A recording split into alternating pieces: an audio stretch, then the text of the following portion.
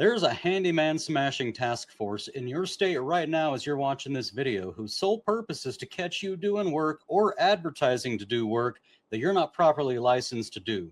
And to be abundantly clear, they aren't just looking for the scam artists. They're looking for guys just like you and me who went a few dollars over the exemption threshold or who forgot to put "not a licensed contractor" on their business cards. You need to understand that the next job you show up to could be one of their stings, and this video is here to teach you what you need to know to stay out of jail. Although we don't have precise numbers, every year there's tens of thousands of enforcement actions, including up to 5,000 actual arrests of unlicensed contractors, which is basically what most handymen are.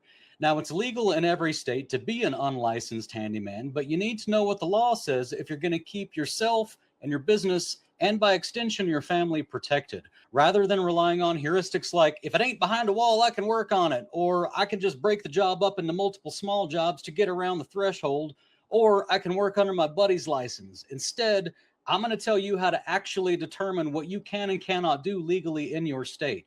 And we're going to start off determining that by asking one simple question. Does this job require a permit through the city, county, state, or other local municipality? The only way to answer that question is to look it up, but most, if not all, cities and counties and states will publish a list of what jobs require permits right on their websites. If it requires a permit, then just assume that you're not allowed to do it without a license. And they'll get you if you're out there doing stuff you're not allowed to do.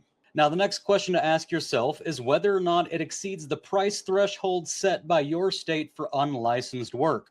Most states have a number that if the price of that job exceeds that number, including materials, by the way, then it requires either a general or specialty contractor's license, regardless of what skills or utilities or permits are or are not involved. In Arizona and California, for example, that number is $1,000, and there are places like Tennessee where you can get into the tens of thousands of dollars of work that you still don't need a license for. But every state is different, and I'll show you an easy way to look all that up in one place when we get to the end here. In the meantime, if you know your state's threshold, post the name of your state and the dollar amount for that threshold in the comments so others can learn from you.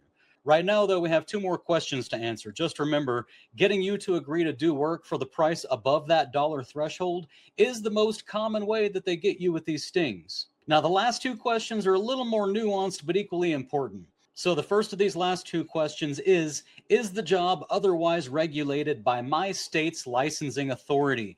This is going to be state law. Some states will allow you to do anything you want as long as you don't require a permit and it doesn't exceed the dollar threshold. Other states like Washington, Oregon, and New Mexico, all of those three, they won't even let an unlicensed handyman swap a light fixture or a faucet, and they're very clear about that in the wording of their laws, so don't try to get away with that in those states. The only way to know what your state's laws are is to actually look them up, but like I said, I'm going to show you how to do that an easy way, all in one place in just a minute. Finally, the last question is going to be, are there any specific local laws or special jurisdictions that add or subtract any of the other requirements that we just covered? And here's an example of that. Is this work taking place on a Native American reservation, or a military base, or a special downtown business district?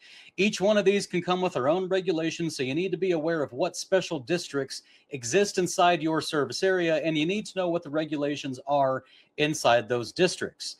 But the really big question that you're probably still wanting answered is, how do I know what I can do specifically in my service area legally? How am I supposed to be expected to figure out all the nuances of my state, my county, my city, and all my special districts? And the short answer is, you're never going to truly get to the bottom of that due to the nuanced legal definitions of every single word of the law. Like, for example, what's the definition of electrical? Well, that depends on who's reading the law, I suppose.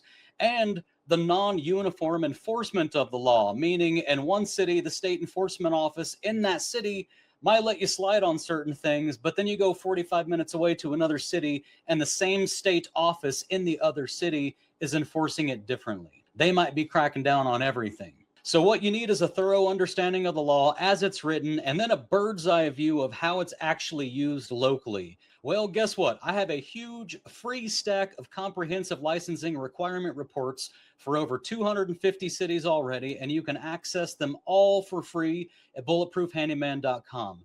What I've built there, carefully, is a system that allows you to verify your city and or county and then submit your request, And that's going to set off a series of different carefully chosen and carefully prompted AIs to work at gathering up everything you need to know, including, and this is the important part, the phone numbers and website links for every authority you need to go through, including the special business zones, reservations, federal lands, etc., and including, in many cases, how that law is actually enforced locally. That tool that I built is right near the top of the website, right after the free masterclass. And again, it costs you nothing. If your city's already been researched, then you'll get the report immediately. If it hasn't been researched, you'll have to wait around for a few minutes, but I've harnessed literally the most current and most powerful AIs to do this, so it shouldn't take too long.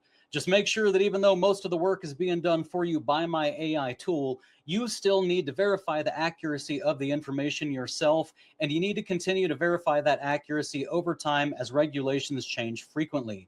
My report strictly is not legal advice. It's just a great starting place. The best part, though, is, like I said, it's going to give you all of the phone numbers and all of the websites that you need to go to verify the information that it gave you. I have forced it to cite where it got all of its information from, so you can double check it just to make sure that it's actually current, if nothing else. The most important thing for you to understand here is that they are actively looking to find and prosecute you, actively.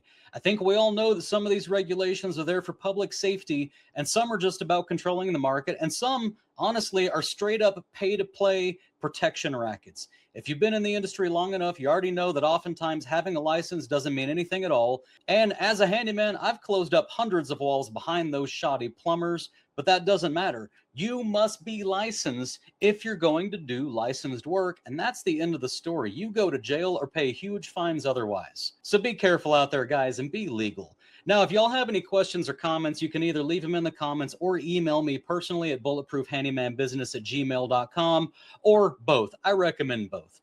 If you want to pull your local report, you can go to bulletproofhandyman.com and use What Can a Handyman Do tool right up there at the top of the site. While you're there, you can also go ahead and try out my hourly rate calculator, my rate book builder, my AI receptionist trainer, my business startup budget builder, and a whole bunch of other free tools that I have there. Every one of them is free. There's no paywalls on this channel. There never have been, and there never will be. Or go ahead and sign up for our next free, fully sponsored retreat at Bonham State Park in Texas.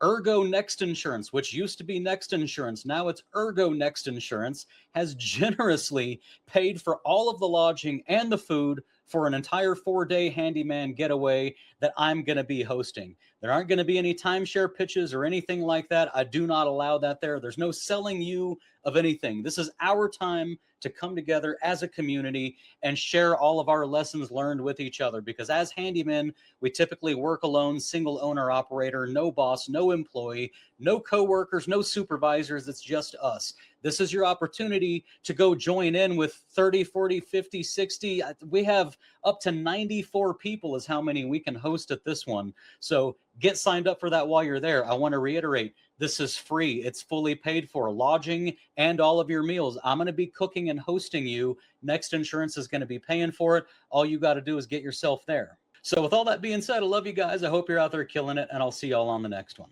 Stay safe.